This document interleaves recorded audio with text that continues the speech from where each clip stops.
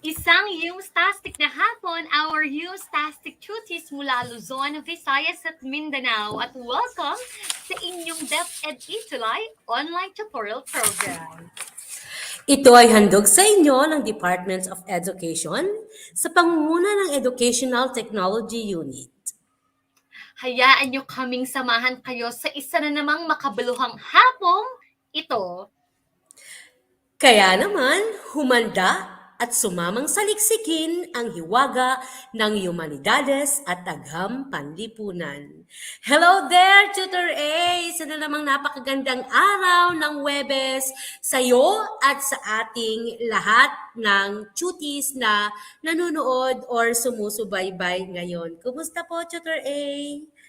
I'm doing good and great, Tutor Amor, and I hope na ikaw din. And of course, we are very much grateful and blessed sa hapong ito dahil magkakasama na naman tayo ng ating mga kayumstastic cuties. But then of course, backstage kasama natin ang napaka-fresh na ating director, walang iba kundi si Tutor May na program head ng Filipino. Hello po, Tutor May, at maraming salamat po sa pagdidirect sa amin sa hapong ito.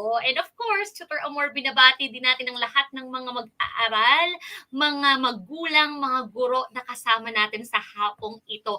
At live na live nga tayo at pangkasalukuyan, meron tayong 14,000 na viewers. Yes, Tutor A. Hindi nagbabago, Tutor A, yung ating viewers, ha? Napakarami pa rin nating mga viewers. At umaabot na talaga sa 14,000. Hello there. So, Tutor, sa napakasigasig at lagi tayong inaabangan, naka-tutor natin si Tutor Melchor Jamsay.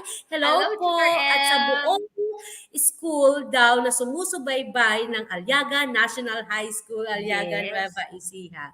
And to Trixie May Albamilian, Miss Hapon, and Miss Marian Claire Serafica. Miss Mamaklay, hello there!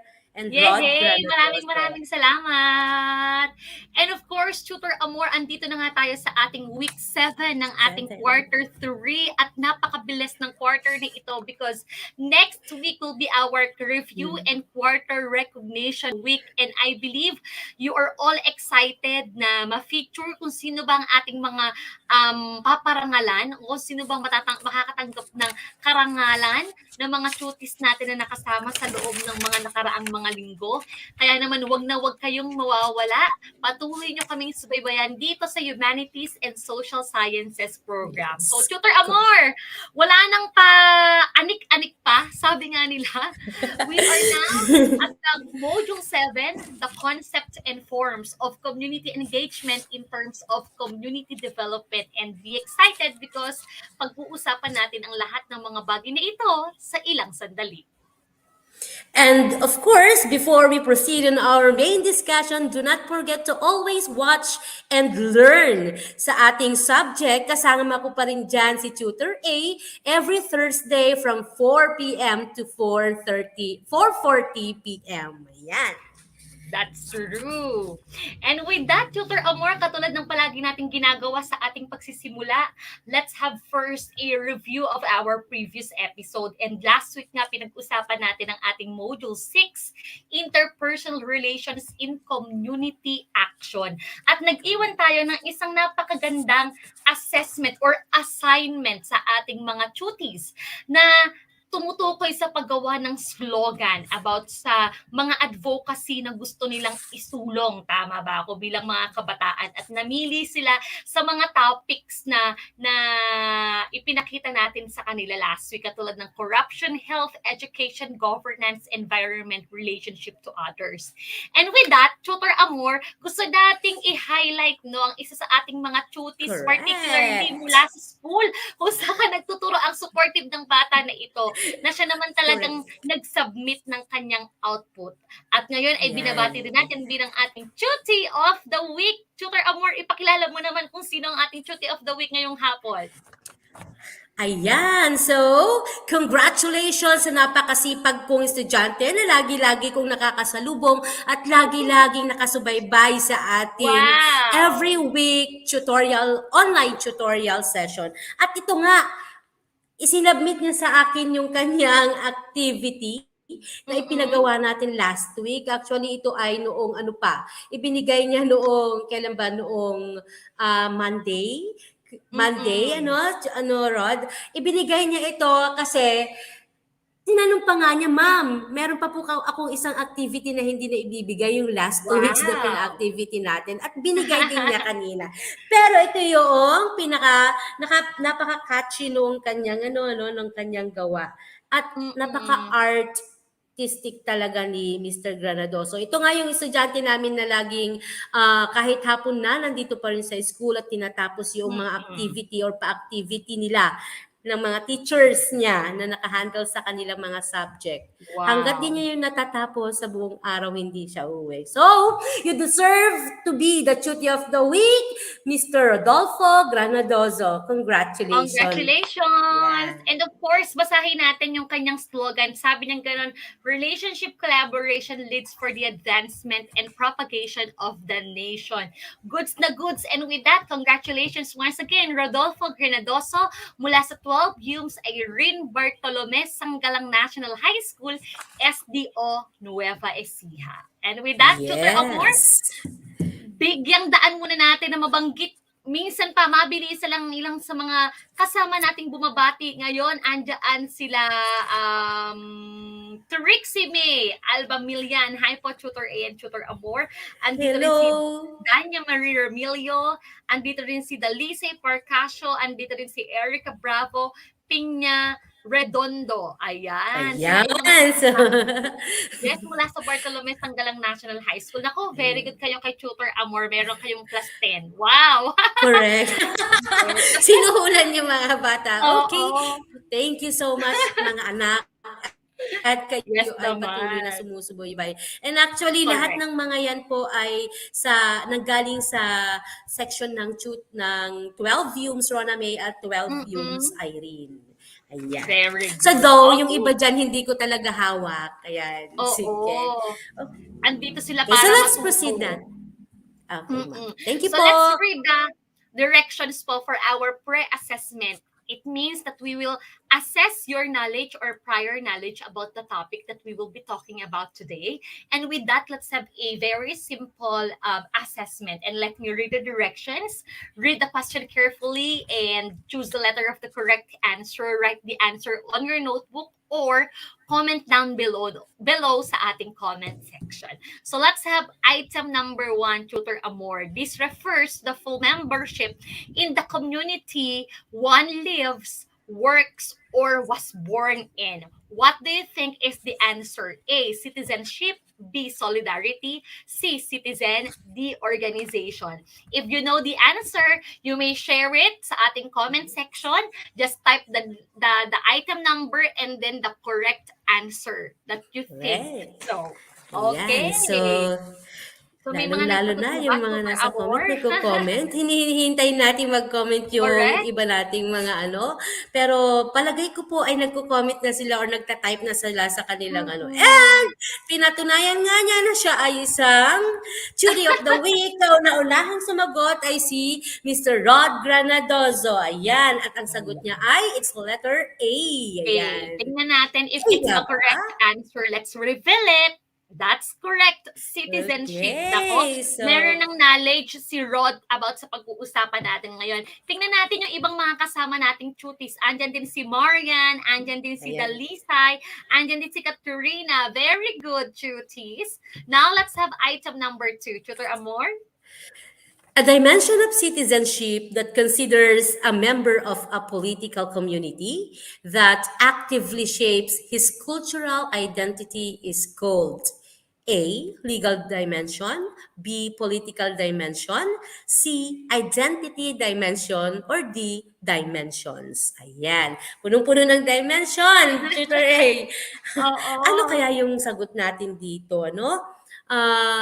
Marahil ang ating mga cuties ay nag-iisip sa mga dimensions na ito at alam ko naman na they have already their prior knowledge dito sa ating topic. Ayan. Kasi itong mga Mm-mm. batang ito ay palabas sa nakikita ko sa kanila na they are born to be a reader and Wow. ayan, totoo nga at talagang pinapatunayan nga ng ating Tutor of the Week ang kanyang kagalingan. Ayan, Okay. nauna So, siya, Tutor A.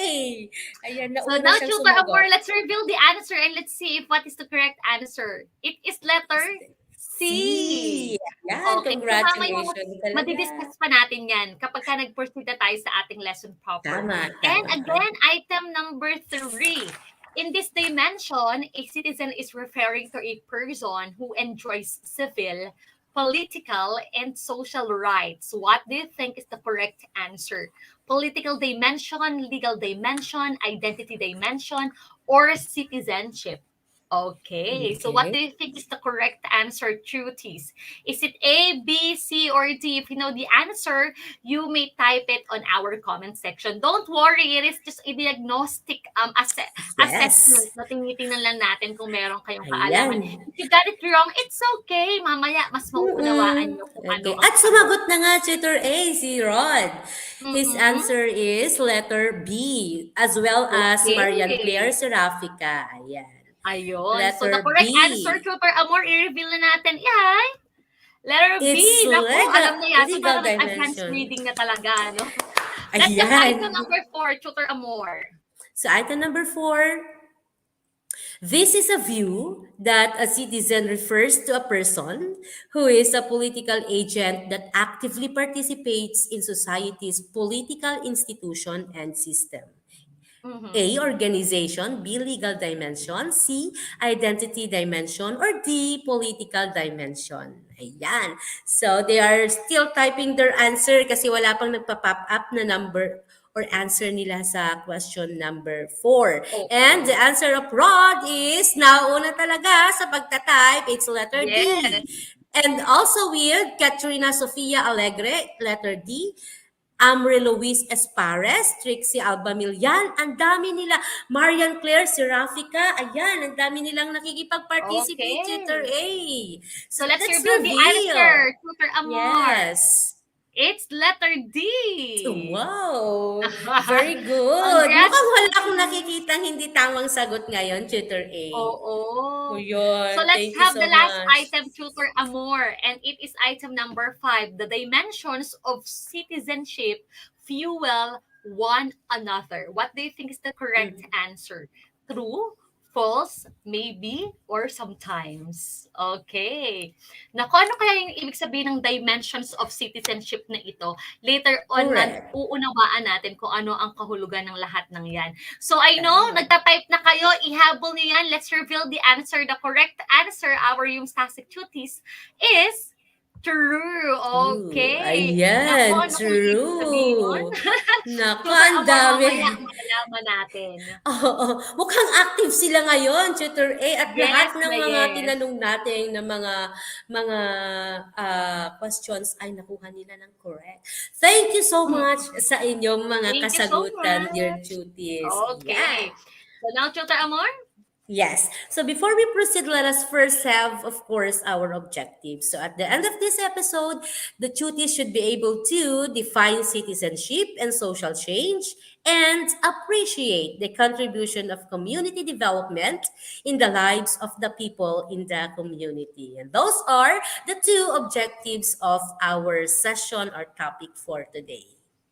That's correct. And of course, maraming pong salamat, DepEd Bataan, for allowing us to use the module that we are currently using right now. Maraming salamat po sa inyong pagmamahal at pagsuporta sa DepEd Ituloy Online Tutorial Program. And with that, tuties, let's talk about Module 7, the concept and forms of community engagement in terms of community development. So we will be talking deeply community engagement by knowing its concept and of course the forms in terms of community development. So what do we mean by that? Let's begin our discussion with lesson 14, citizenship. Tutor Amor.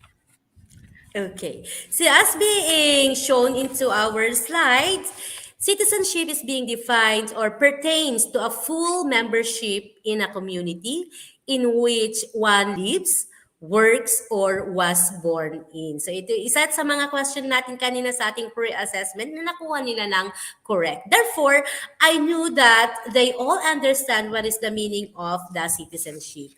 But for the purpose of discussion, citizenship is of course the state of an individual who owes an allegiance or allegiance or loyalty to the government in which this person is also given the rights of the government. So parang pag ikaw ay citizen sa isang area or sa isang country, let's say country the Philippines, uh, isa kang citizen dito, yung gobyerno ay kailangan mong igalang, you owe loyalty to the government as well as to return something to you as citizen of the Philippines, sila din ay pinoprotektahan nila or ang gobyerno din ay pumoprotekta sa iyong mga karapatan. Ayan. So we have the responsibility as citizen and we have also a right and we are being protected by the government.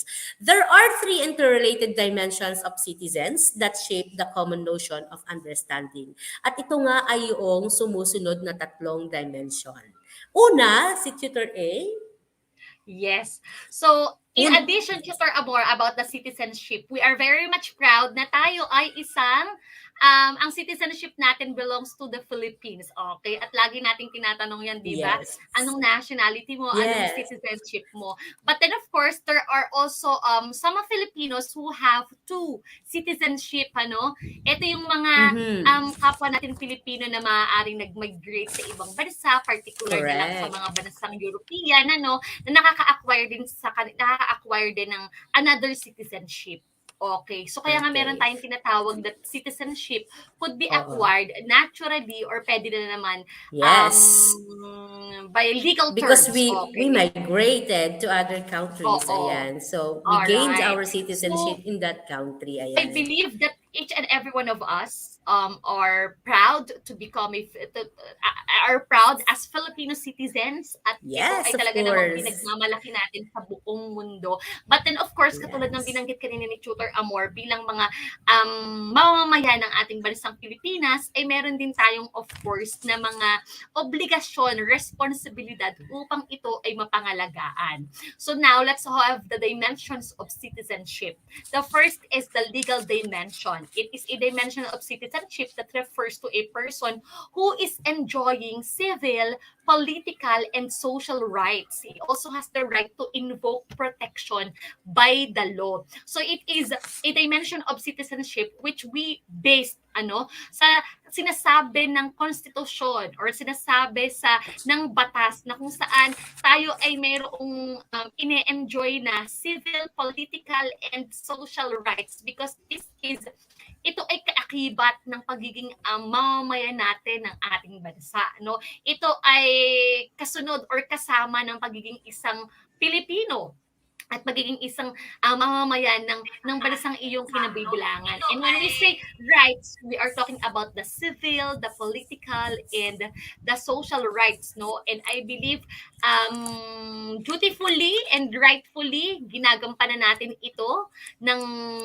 buong katapatan para sa ating bayan at lalo tigit sa lahat para din sa ating kapwa mamamayan. Okay. Ayan. So next, Tutor Amor. Okay, so in connection to the legal dimension of citizenship na nabanggit at na-explain ni Tutor A kanina is the political dimension. Ayan. So isa kasi ito sa ating legal dimension. Ayan. It pertains to a person who is political agent and actively participating in society's political institution and system. So tayo bilang mga citizen ng Pilipinas or Filipino citizen, we are of course, isa sa mga dimension natin or karapatan din natin ay yung makilahok sa mga gawaing politikal. Maaari tayong maging isang candidate or maaari tayong tumakbo sa alingmang position sa government na na pwede nating i-apply or takbuhan. And aside from that, maaari tayong maging affiliate or kasama, maging member sa isang political party. That is our right. Karapatan din natin yon. And as a political agent, a citizen is expected to participate in influencing the behavior of political decision makers. And aside from that, since naging part tayo ng government, we are aiming to be a part of the government, meron tayong say sa kung anong pwedeng gawin ng gobyerno or gawin na batas ng government as Yes. they are the assigned political decision maker.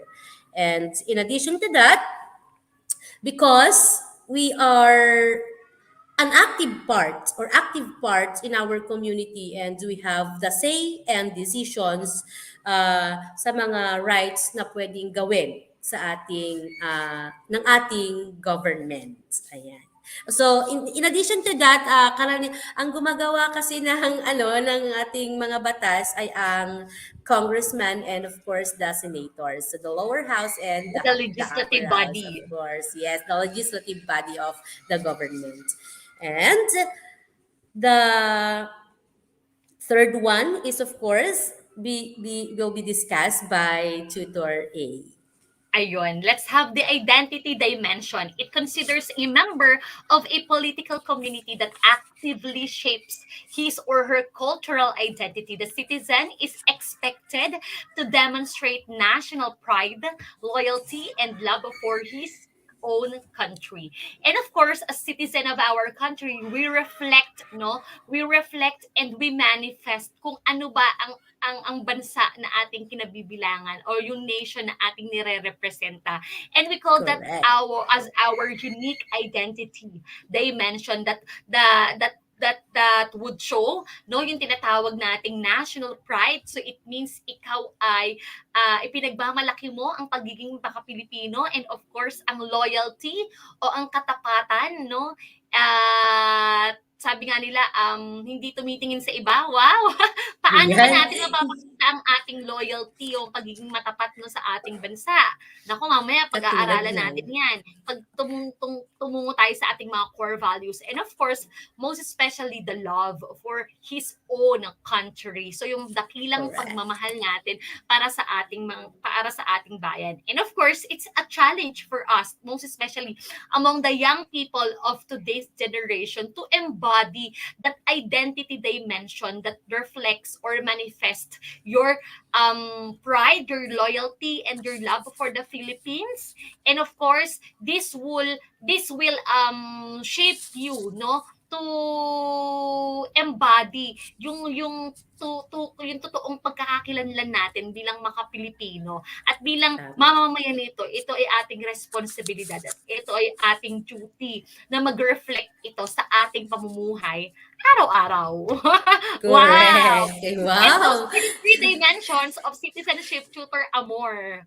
And with that, Yes, in tutor addition A. po, furthermore, from the citizen education of the Philippines, we have a preamble that consists of the Filipino core values as follows. At ito nga yung pinag-uusapan natin, no? But then of course, furthermore, Tutor Amor, marami tayong mga bagay na pwede pang pag-usapan about citizenship, but then basically those are the theories and concept na dapat nilang matutunan Yes. dito sa ating subject. But then of course, for you to further understand the meaning of citizenship, pwede silang mag-jump mamaya sa politics and governance, and I believe yun yung title ata nila ngayon or yun yung kanilang topic ngayon, Patuloy. na mas ma-elaborate yung ibig sabihin ng tinatawag natin na citizenship. But then of course, dito sa ating subject, ang goal natin is maunawaan nila, makita nila basically kung ano bang kahulugan at kahalagahan ng pagiging isang mamamayan ng isang bansa. And with that, wala nang dal-dal pa, Tutor Amor. Let's talk about these Filipino core values na alam ko kabisado na ng ating mga estudyante dahil nakikita nila itong nakapaskil sa loob ng kanilang classroom, at ito Tama. yung sinisikap ng Departamento ng Edukasyon na maposes ng ating mga mag-aaral. And we will begin with pagkamakabansa. or being nationalistic? Akin ba to, Tutor Amor, o Yes, sa'yo? tutor A. Okay. So, sa akin pala ito. Okay. Ayan. So, it aims to promote Philippine nationalism, devotion, and loyalty to our own country by looking through the lives of different ideal and honorable heroes, modern day events, Filipino, etc. Pagkamakabansa or being nationalistic, ito pinaniniwalaan natin ay nagsisimula sa iyong dakilang pag-ibig para sa bansang Pilipinas. At alam natin na hindi naman lahat ay mayroong magkakapantay ang sukat ng ating pagmamahal sa kanila. But then of course, pagiging makabansa, it reflects o it should be seen through sa ating mga buhay sa pamamagitan ng pagkilala at pag-alaala, of course, sa ating mga dakilang bayani na siyang naggugol ng kanilang buhay para sa kalayaan ng ating bansang Pilipinas. Hindi lamang ng mga bayani noong mga nakararaang panahon, kundi ang ating mga bayani din naman sa pangkasalukuyan na tinatawag nating guro. Tama ba ako, Tutor Amor? Mga Tama. kapulisan, medical workers, at marami pang iba. At kahit kayo din naman ay bayani ng henerasyon na ito. At ang pagiging makabansa ay isang papakita ng iyong pagpapahalaga sa bawat elemento na mayroon ang ating bansang Pilipinas, mula sa kultura, mula sa tradisyon, mga kasanayan at mga kaugalian na ating pagkakakilanlan. So with that, I believe that we are able to show, no, and to embody ako ng embody, ang pagiging nationalistic at paano ito tangkilikin natin ang ating sariling atin. Ipagmalaki natin ang lahat ng mga bagay na mayroon ng Pilipinas dahil ang Pilipinas ay tunay na perlas ng Ng silanganan. silanganan. Huwag ka And, as, makabansa. yun. And aside from that, yung simpleng pinapagawa natin sa kanila na every Monday Mhm. ay meron tayong flag raising, kahit na nasa Correct. loob ng classroom, yung pag-awit nila ng ating lupang hinirang, pagsasalaysay, or pagpanunumpa nila sa katapatan sa watawat ng Pilipinas, yun ay isa sa mga practice na pwedeng sabihin natin pagpapakita ng pagiging makabayan. That's Ayan. true. And the second core value is the pagiging makatao or pagka makatao, being humane. Ayan, being humane. So, being humane includes, of course, the promotion of our common goods and not only promoting the common good, but also valuing the truth, the justice, the freedom, the love, and equality to each sa lahat ng ating mga nakakasalamuhang tao. So, lagi kong natatandaan dito pag ang term ang pinag-uusapan ay yung humane or makatao, yung kasabihan or napakagandang sinabi ni Mahatma Gandhi. So sabi niya, the Mhm. greatness of humanity is not being human, but in being humane. Ayan. So how to show your greatness para sa humanity? Simple lang, sabi ni Mahatma Gandhi, kailangan mong maging compassionate sa pagtulong sa iyong kapwa. Kailangan mong maging kind or maging mabait sa ating kapwa. Kailangan mong maging empathic or kailangan nararamdaman mo kung ano yung Mhm. kanilang mga pangangailangan at mga karamdaman na kanilang dinaramdam. And of course, kailangan kinukonsider natin ang bawat isa sa ating lipunan. Ayan. So, pagiging makatao ay pagmamahal sa ating kapwa-tao. At yung pangatlo nga na core value, which is I'm gonna continue to discuss, Tutor A, ay yung pagkamakakalikasan or caring for the environment. So this one involves the conservation and development of the country's patrimony. Patrimony saan? Sa pangangalaga sa ating kalikasan. So in being pagiging makakalikasan, tatlo lang naman ang pwede nating gawin or marami tayong pwedeng gawin pero meron tayong tatlong bagay or action na kapag nagawa natin ay napakagandang tulong sa ating Mother Earth or sa ating kalikasan. So first is that we have to respect. respect the environment. Ayan, irespeto ang ating environment by simply pag hindi pagputol ng mga puno, by simply pagtatapon at pagsisegregate ng tamang basura, ng non-biodegradable at saka ng mga infectious waste, that's simply showing how respect our environment by simply not throwing ng mga basura sa ating mga yamang dagat ay yamang tubig. Yan ay isa sa pagpapakita ng respeto sa ating environment.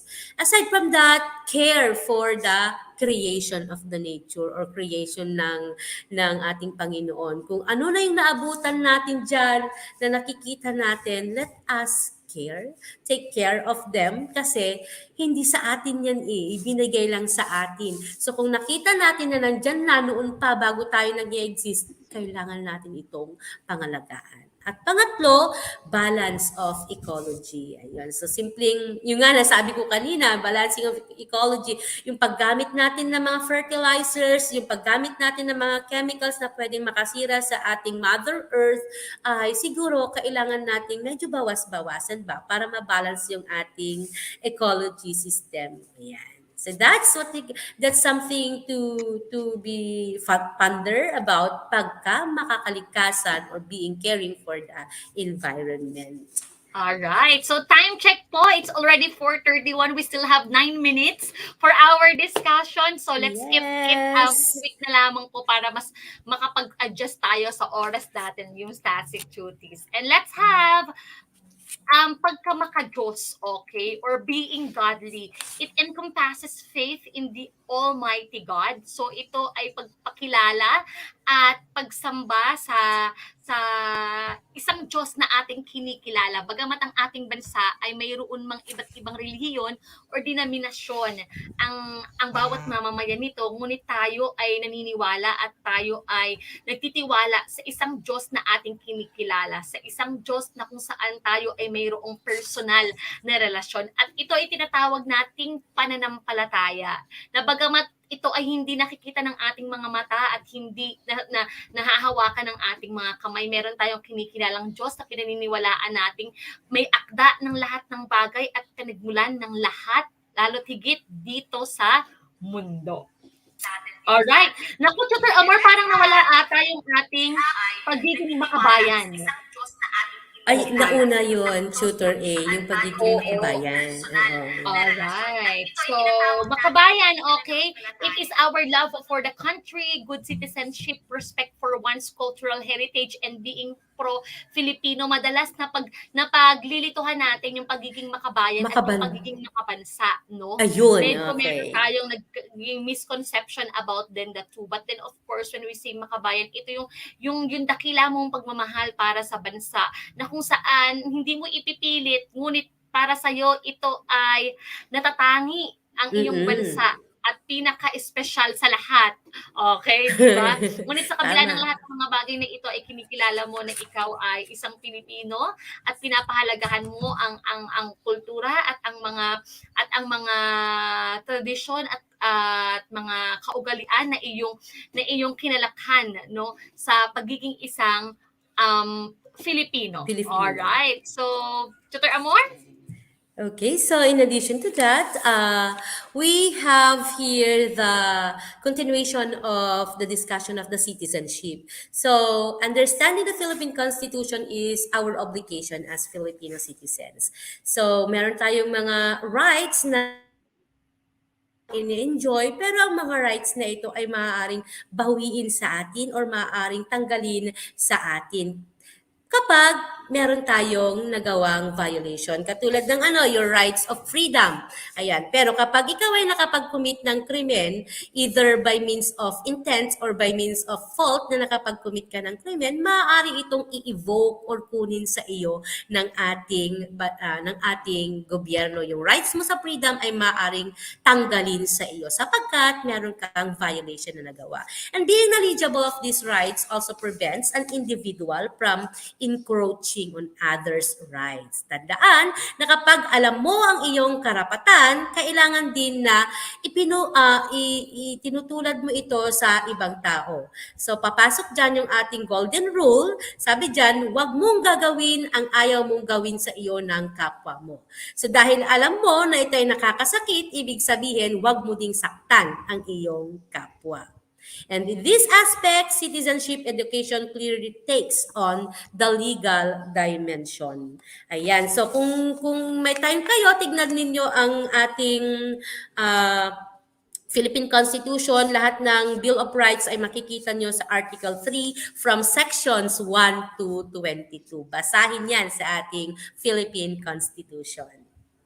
Alright, and with that, pag-usapan natin yung citizenship education, and let's begin with the citizenship advancement training na tinatawag natin na CAT.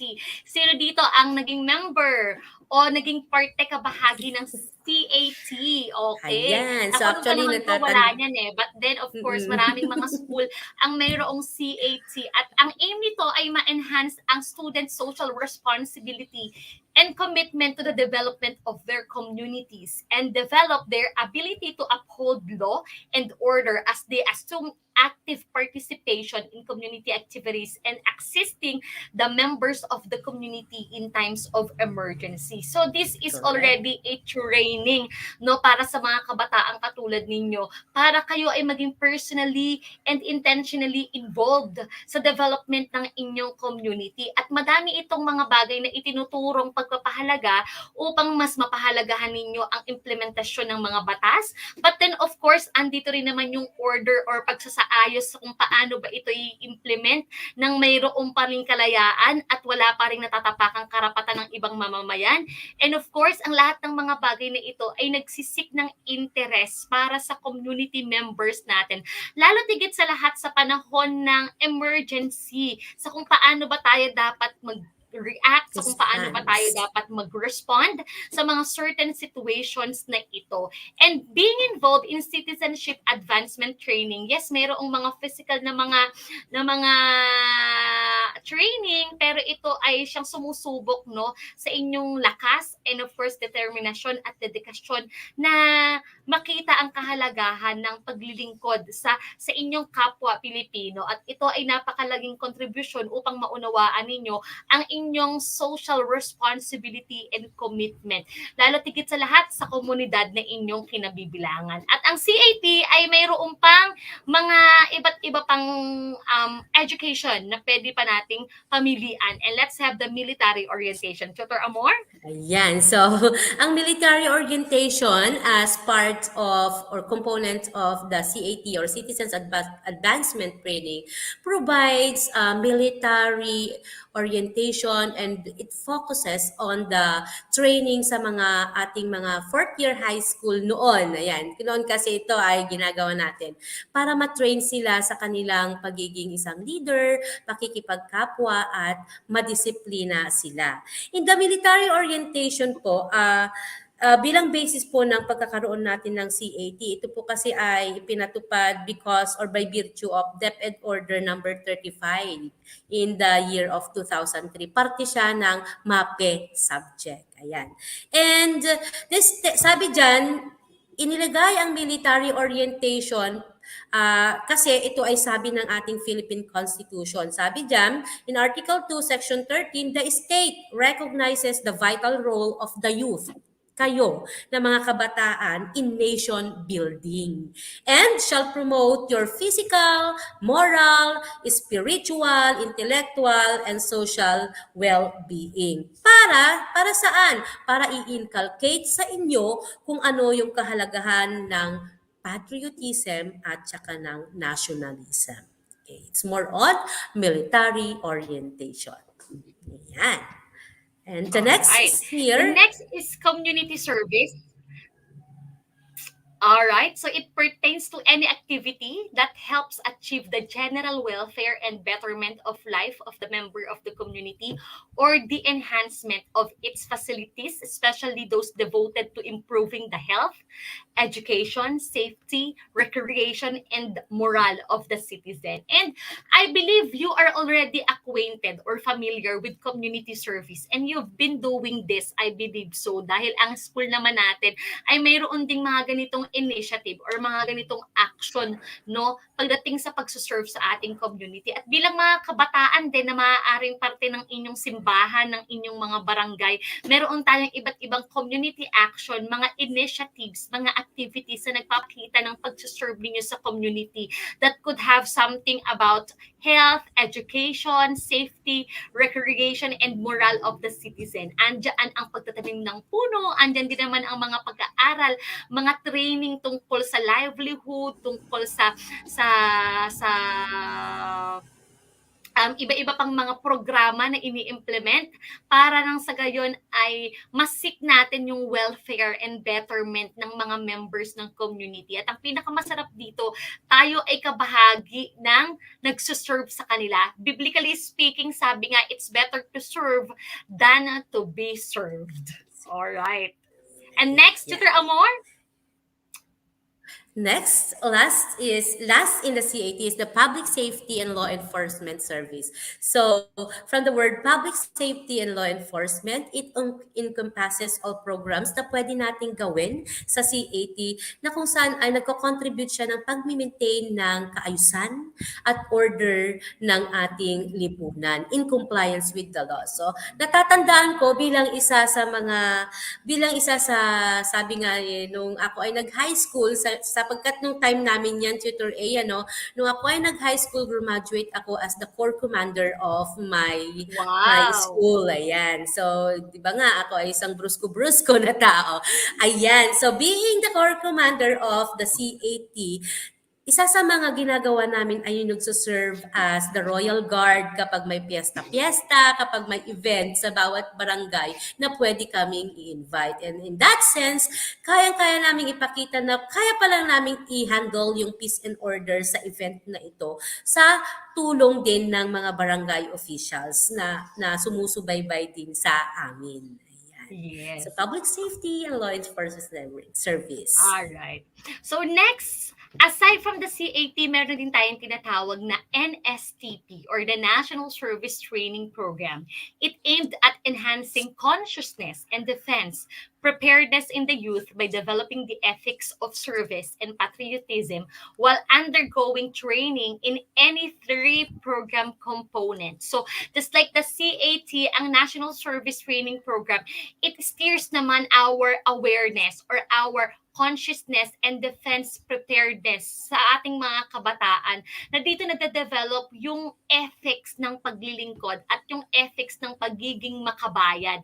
And ito ay isa sa mga curriculum o parte ng curriculum lalo tigit sa lahat nung kapanahonan ko sa kolehiyo Yes. that I enrolled itong NSTP na ito, National Service Training Program, na kung saan meron kami iba't ibang mga activities, mga iba't ibang programa na siyang nagpapakita ng pagiging makabayan, makamamamayan, makapilipinas, at ito ay mas nakapag-steer pa ng awareness ko or ng consciousness ko tungkol sa pagpapahalaga sa bawat sektor ng ating bansa. And sa mga college students na, okay, ito ay isa sa mga subject na inyong itatackle or inyong pag-uusapan. And I believe na you have to be more excited about this dahil napaka-interesting ng NSTP na ito. Okay. And Yeah. under NSTP, meron tayong tinatawag na ROTC. Tutor Amor?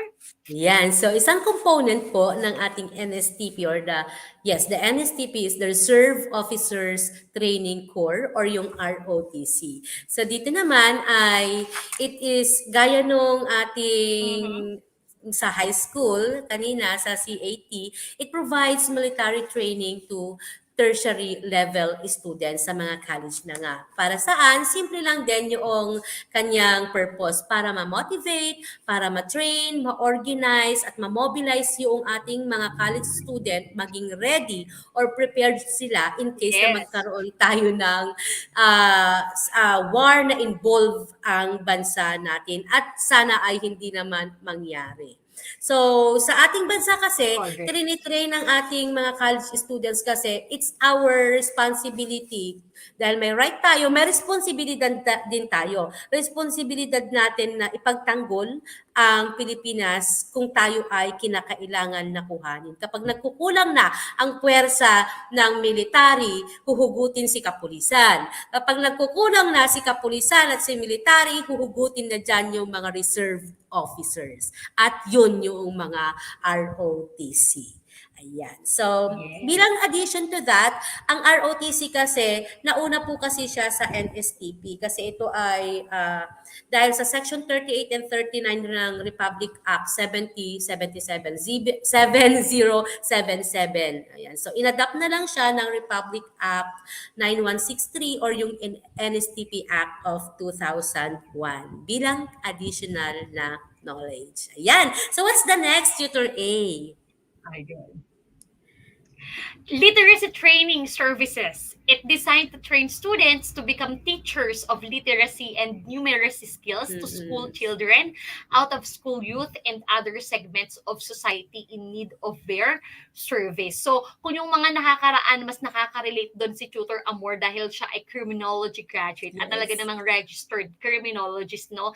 Dito, mas nakaka-relate ako dahil madaming mga programa at activities na kung saan Education. um, kami ay nag-aaral at kami ay naghahanda on how we could be part of the community by sharing with them the knowledge that we have through a literacy training service. Bilang education graduate, ito ay pagiging kabahagi ng ating paghahanda bilang isang guro sa pagharap no sa totoong profession. So meron kaming mga ganitong aktibidad at mga programa. Maalala ko nung ako ay nasa kolehiyo na kung saan kami ay nagkakaroon ng community outreach at isa sa mga goal nito ay makapagturo ng pagbabasa, pagbibilang sa mga mag-aaral o sa mga out of school youth at sa mga taong miyembro pa nito na maaaring maipapaglingkuran ng edukasyon at pag-aaral. At isa itong napakahalagang programa dahil alam natin na ang isang komunidad na rooted sa edukasyon ay talaga namang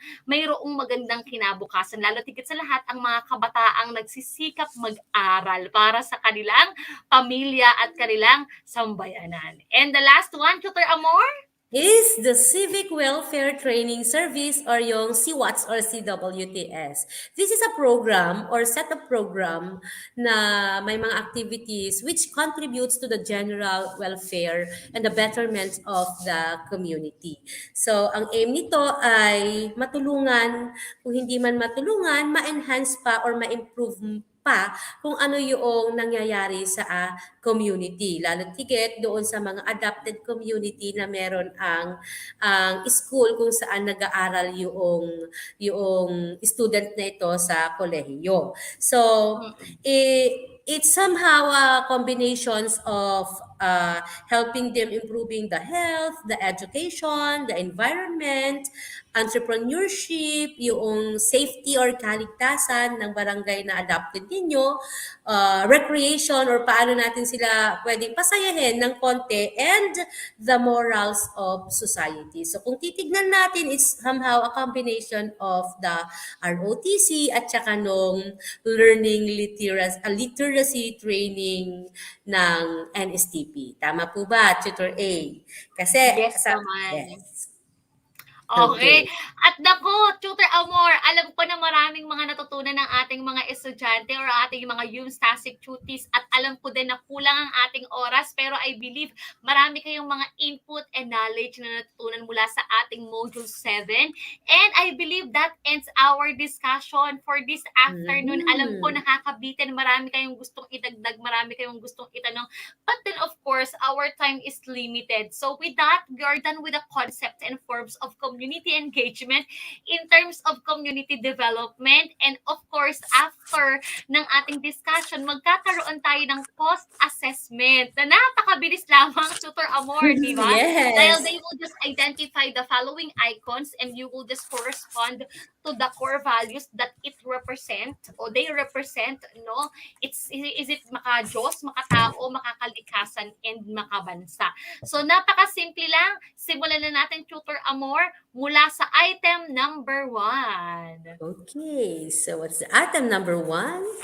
Ano kaya yung What do pwede you think is natin? the correct answer? Ito, anong core values ang pinapakita ng larawan na meron tayo ngayon? I believe gets na nila or get na nila, Tutor Amor. Let's reveal the answer. The correct answer Okay. is makakalikasan. Makakalikasan. Yes. Alright, so Item the number second item. 2.